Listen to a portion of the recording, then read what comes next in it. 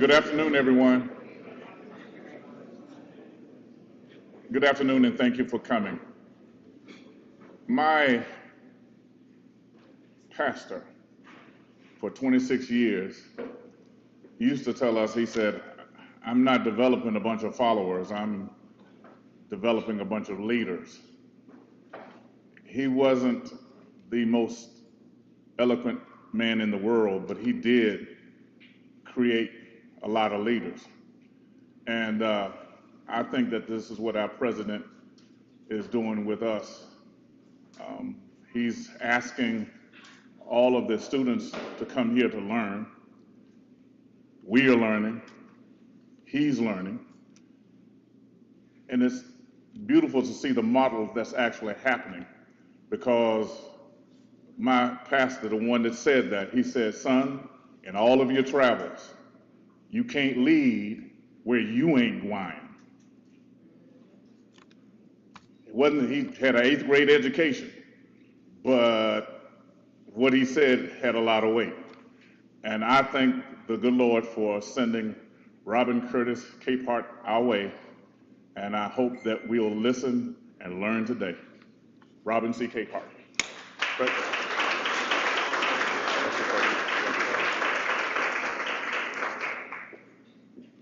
Thank you, Gary.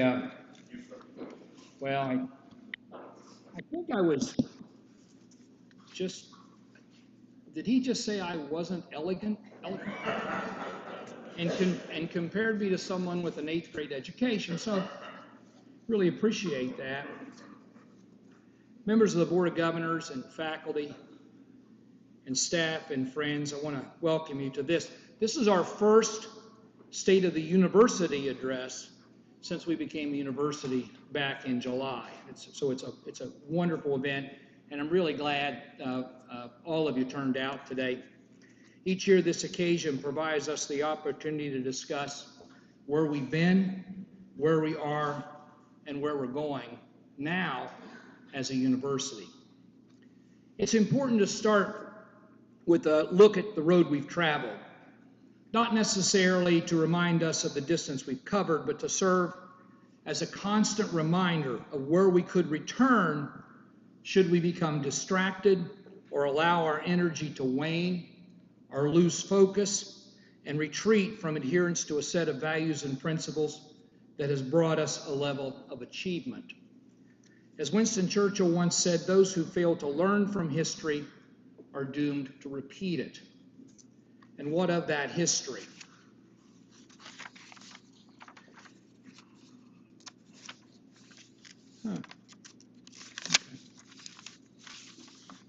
It was 3 years ago next month that we as a campus community gathered together in this room to have a frank discussion regarding the future of this institution. It's November 19th. I remember it well. And at that time, enrollment had been in a free fall. Our financial condition was in a state of extreme distress. And truly there had been no vision, no idea, or no identity to guide the overall future of the college. As such, many were justified in believing that on that day in November 2019, massive employment reductions or even closure was in the offering. Yet on that day, we decided to go forward. But it did give us pause to consider why we were in the position we were in. Bluefield State has a proud heritage as an HBCU. And ladies and gentlemen, while demographics is a significant factor in the culture of an HBCU, the character of an HBCU is much more. Being an HBCU means providing an academic opportunity for those facing significant cultural, societal, and economic challenges. Being an HBCU means providing a high-quality education in fields of study that will meet the career goals of its graduates, as well as the economic needs of the community. Being an HBCU means subjecting a student to a rigorous curriculum that will transform a student's yearning to learn into a preparation for real-world success. And being an HBCU means a commitment to accountability, to being able to prove that a degree from an HBCU means something. You know, one can only imagine that there was a time when there was a considerable sentiment in various parts of this country that wanted nothing more than to watch an HBCU fail, to validate their jaundiced view that public support for such institutions was a waste of taxpayers' money. As such, despite being intentionally or unintentionally underfunded, HBCUs were under constant pressure to prove over and over again the value that they would bring, not just to the African American community, but to the country as a whole. So what happened at Bluefield State? First, it can be reasonably concluded and not reduced to paranoia or mere coincidence that under prior leadership in West Virginia, the actions of the state have followed a consistent pattern that demonstrate an underlying desire that Bluefield State merely go away. The state's active opposition to the return of housing on campus following the 1968 bombing and the closure, and its decision when creating the community college system to incorporate every single recommendation contained within the consultant's report into the legislation, except the strong and in no uncertain words recommendation that Bluefield State be left alone in terms of its ability to offer both 2- and 4-year programs. And the state's chronic and systematic underfunding of Bluefield State, all of these things have had a significant negative impact on the institution. But perhaps more importantly, it was the college's drift away from an academic model rooted in its HBCU moorings that we mentioned, and towards the adoption of a bureaucratic model that favors process over purpose, rules over results, and compliance over accountability. Most of you here today probably recognize this motto. It's exemplified by rules and regulations whose purpose has long been forgotten, and long and tedious and sometimes seemingly endless meetings with lots of talk and lots of memos and lots of plans and no action. Now, please don't get me wrong. Consultation, collaboration, and consensus building are important parts of the decision-making process. However, eventually, someone has to make a decision. And in the past, decisions were just not being made.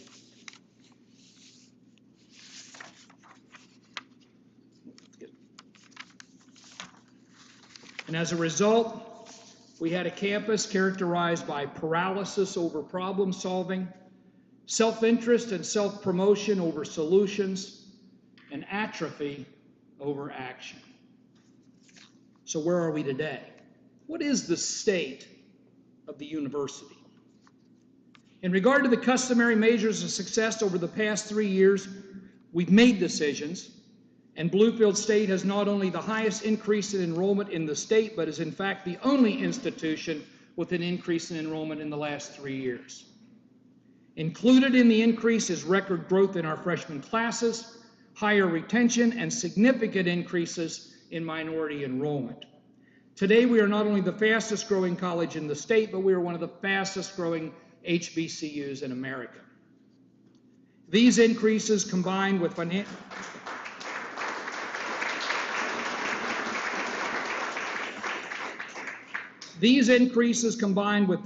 strategies and sound business practices has moved Bluefield State from the worst financial condition in the state by far to one of the best.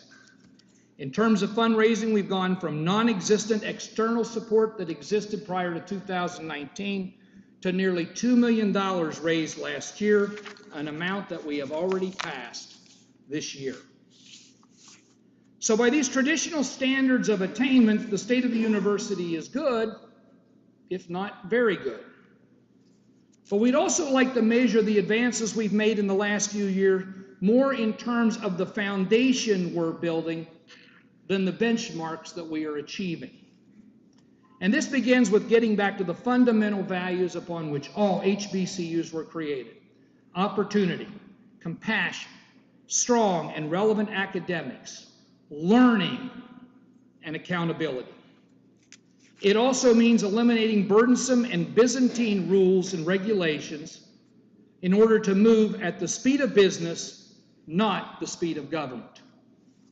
I'm somewhat amazed that in limited quarters there are still factions that wish to oppose improvement and cling to the past practices despite their inability to demonstrate any type of success or strategic advantage.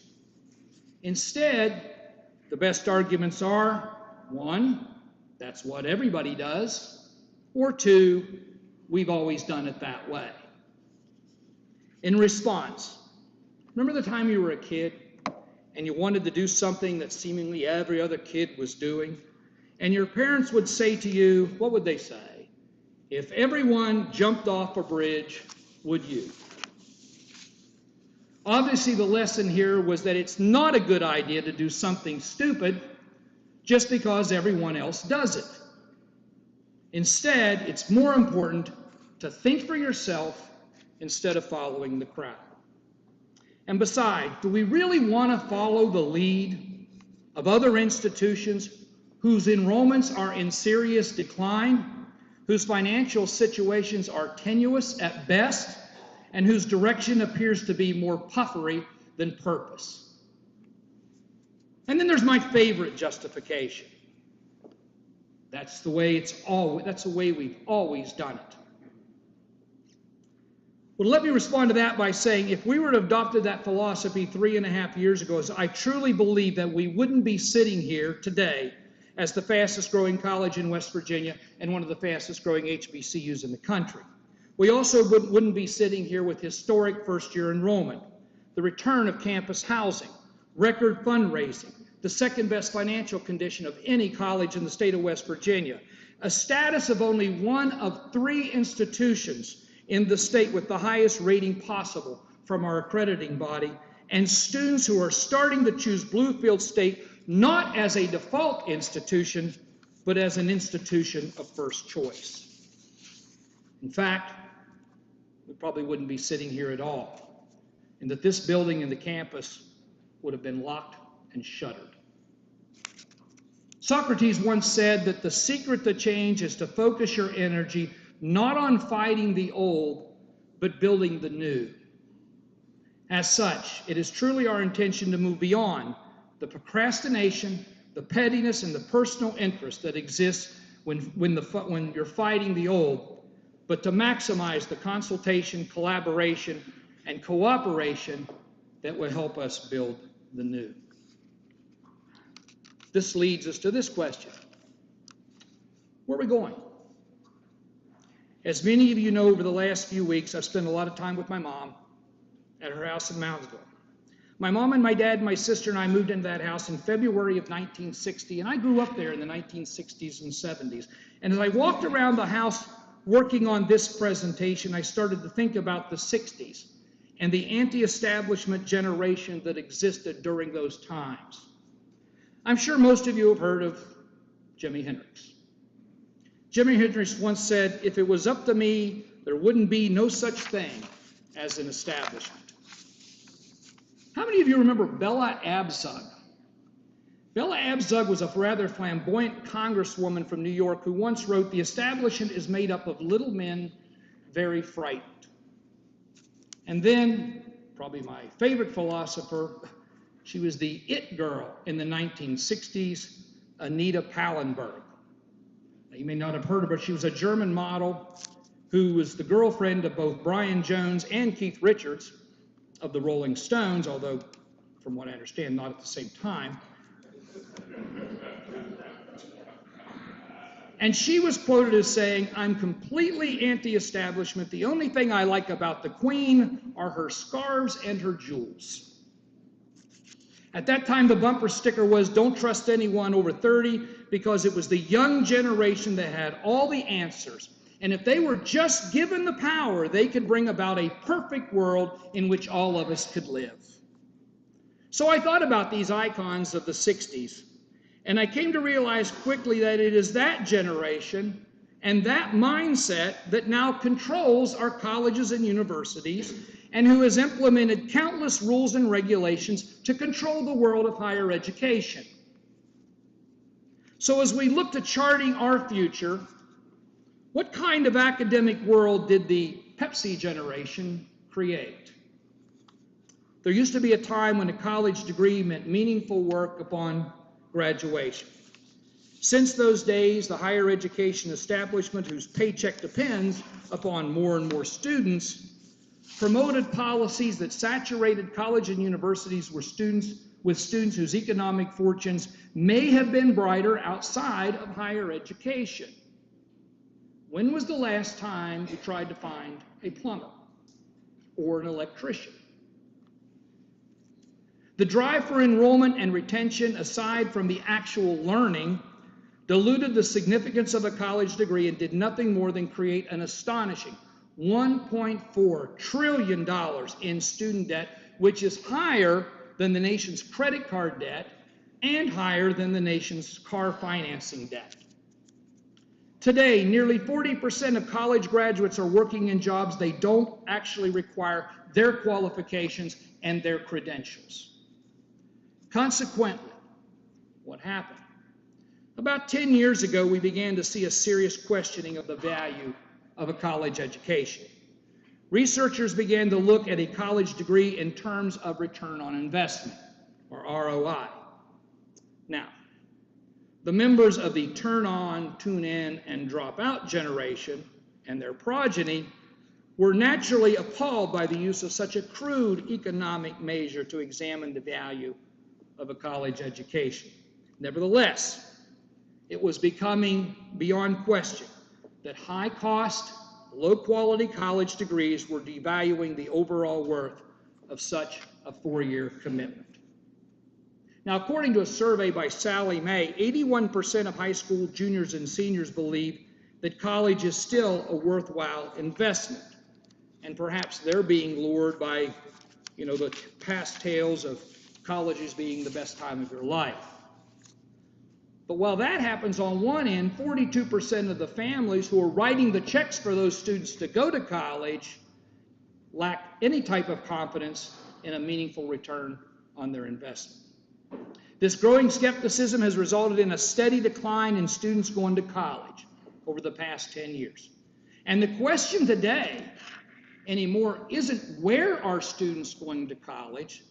The question today is whether or not they're going to go to college at all.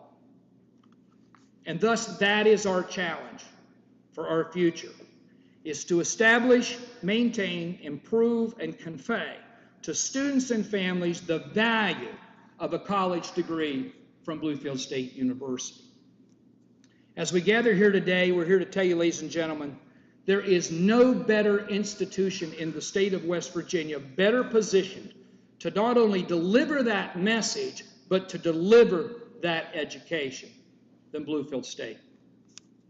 First, Bluefield State remains committed to offering both 2- and 4-year programs that will facilitate students directly from the classroom into high-demand, high-need, and often high-wage jobs.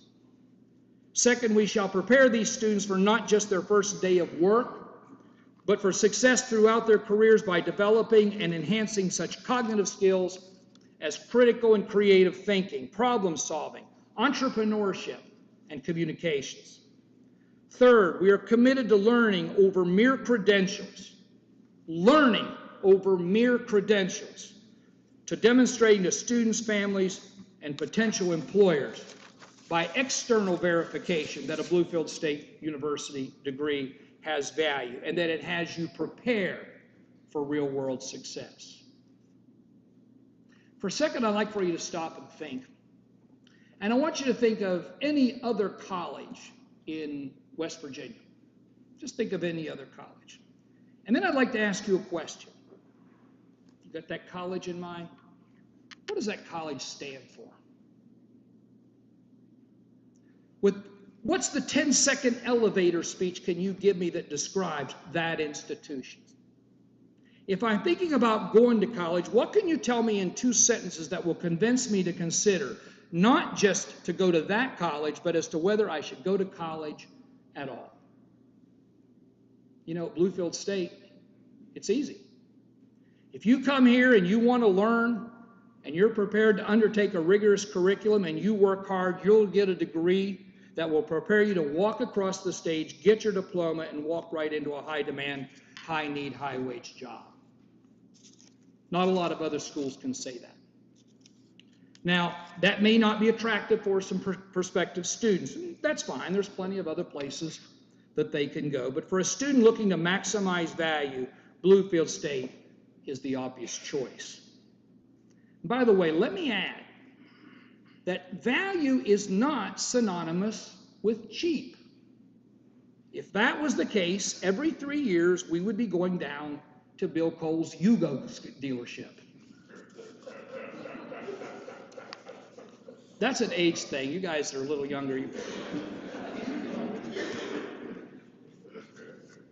But value means getting the best return for your money that you spend. And if Bluefield State is going to stand for something, it's going to stand for students and families receiving a high-quality education and a value for their investment. In providing that return, we're here today to say also that there will be challenges, significant challenges, as we find ourselves often taking on conventional wisdom. A conventional wisdom that we feel confident in saying has not always served the best interests of the students. The other day at lunch, I was kind of wondering out loud if I was just becoming grumpy, becoming my dad at an old age. And I was told no. They said, no, you're not. They said, I was told by one of my, I guess, friends, said that I was just a contrarian. At first, I didn't know whether I'd been insulted or not. But as I thought more about it, I guess in the academic world, I am a contrarian. And many of us are contrarians. And that HBCUs are historically contrarians in terms of taking on the elitist notion that higher education was only for a certain group of people. We would also like to note that we've made mistakes and that we'll continue to make mistakes. Pilots will tell you, though, that a plane never really flies in a straight line and that it's constantly adjusting. But at the end, it will arrive at its destination. And until that time, the only thing that matters is the runway in front of you. So we'll continue to enjoy our achievements and confront our challenges, always remembering, as Winston Churchill again once said, success is not final and failure is not fatal. It is only the courage to continue that counts. And continue we shall. I'd like to close on kind of a personal note. About 3 weeks ago Wednesday, I got a call from my mom, and my mom told me she was really sick. And I'm sure most of you had parents like this. My mom would not call me unless she was really sick because she wouldn't want to bother me. So she called me, and her friends were out of town. She had a couple of neighbors there that we usually look to. And my mom's 90 years old, and I called the ambulance. The ambulance came and took her to the hospital. Well, she had a UTI. I mean, she'd had an infection. And we thought that's what it was because she had all those symptoms. So they got there and they got in and they took some tests and they came back and said it was her gallbladder. Took her on a Wednesday, that was a Thursday. On Friday, I get a call from her doctor saying we found a mass on her pancreas, it's cancer, and it's fatal, and she's got 6 months to live. You know, you go through different stages. There's a lot of you who have gone on through this in this room, I know. A lot of you have. And so maybe you can know what I went through. My mom called me about 15 minutes later and said, her worry was me. I don't want you to worry. I'm going to be fine. I've lived a good life. I'm 90 years old. I've done everything I wanted to do. I don't want you to worry. We had some really great conversations over that weekend. And so we decided we weren't going to tell anybody exactly what it is, but I did tell friends, and we posted something on social media that my mom had been sick. And you would not believe, I had 68 prayer things come in on Facebook within the first 10 minutes. Her church prayed for her, the church I attend here prayed for her, the church I attended in Wheeling prayed for her, and a lot of you prayed for her. Well, on Sunday, another doctor comes in and said, well, she's got another infection. Okay. And Monday I get a phone call from the doctor, because I had asked the doctor, I said, are you sure this is not benign? He said, no, it's malignant. She's 90 years old, we could tell. And they had the oncologist look at it. She came in he called me on Monday and said, or my mom called me on Monday and said, well, Dr. Georges came in and said, it's not malignant. It's benign, but it's cancerous and they're going to have to come in and take it out. Well, that was good news. 3 days later, I'm actually back here, and the doctor comes in and tells my niece that everything that was on the pancreas was gone. Just gone.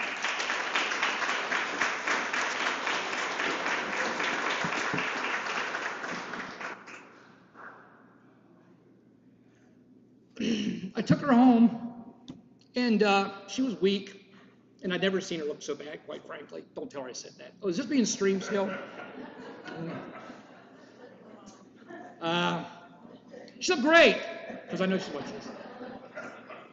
And she was very weak, though. But she slowly started to get better. And I left a couple of days ago, and I took her to Walmart, and we walked around. I took her back to her last doctor appointment, and he said, she's recovering. So, it was a heck of a roller coaster.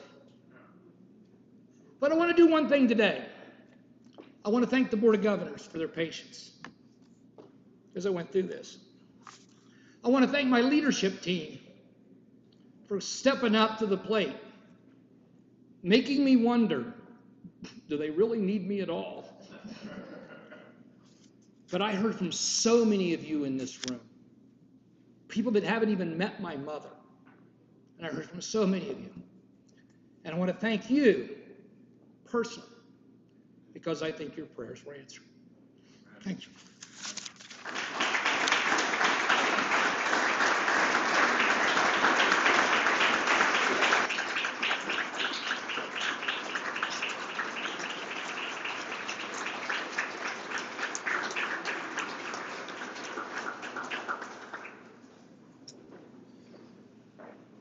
Thank you, everyone, for coming, and enjoy your wonderful weekend. God bless you.